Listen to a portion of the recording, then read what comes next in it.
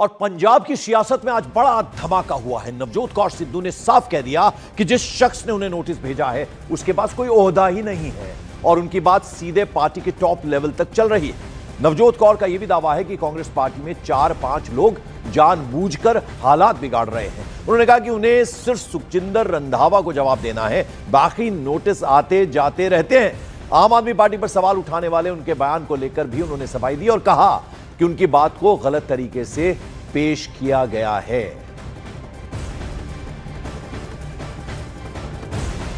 ये नोटिस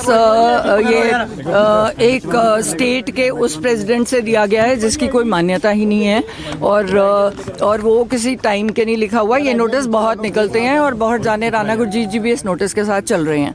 मेरी पार्टी से ऊपर प्रॉपर बात हो रही है, बट हमारी भी कंडीशंस हैं कि हम चोरों का साथ नहीं देंगे।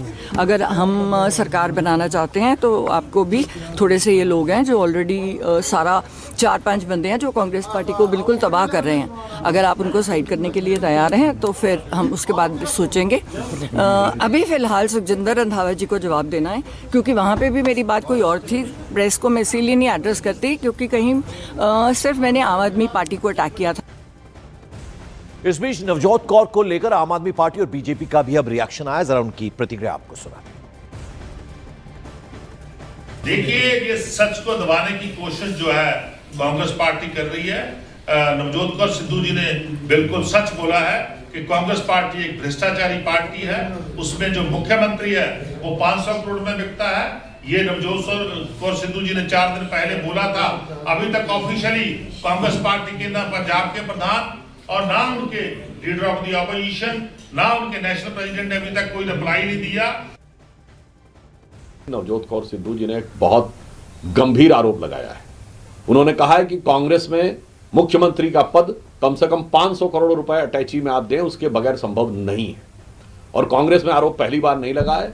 इससे पहले भी कांग्रेस की वरिष्ठ नेता मार्गरेट अल्वा ने अपनी किताब करेज एंड कमिटमेंट में लिखा था कि 2008 के कर्नाटक विधानसभा चुनावों में सारी सीटों की बोली लग रही थी, यानी जो जितना पैसा दे सकता है उनकी नीलामी ऐसी हो रही थी। अतः यह स्पष्ट है कि भ्रष्टाचार में आकंठ डूबी कांग्रेस के अंदर भ्रष्टाचार का रोग अब पार्टी के अंदर तक भी इस सीमा तक पहुंच गया है। देश की जनता को बहुत सावधान रहना चाहिए कि ये लोग पार्टी के अंदर भी लोकतंत्र के दुश्मन हैं और पार्टी के बाहर भी लोकतंत्र के दुश्मन हैं। तो आपने सुना किस तरह से नवजोत कौर सिद्धू ने सीधे सीधे कहा कि उनकी सुखजिंदर रंधावा से बात हो रही है। उसके अलावा जो रिएक्शंस हैं, बातचीत है, वो होती रहती है, आते जाते रहते हैं रिएक्शंस।